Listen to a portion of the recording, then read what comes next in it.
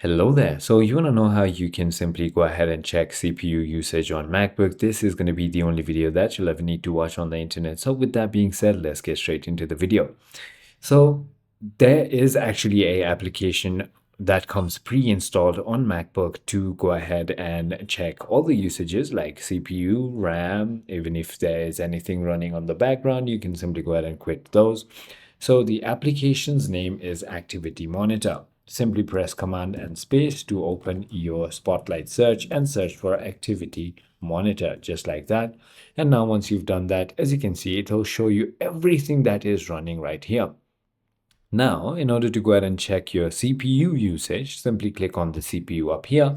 And as you can see, here's the CPU load. So system is taking 5% of it, user is taking 6% of it, and idle is 89% of it. So which means the CPU is not being used. That is about it. I hope this video was helpful to you. If it was, hit that like button and I'll see you on the next one.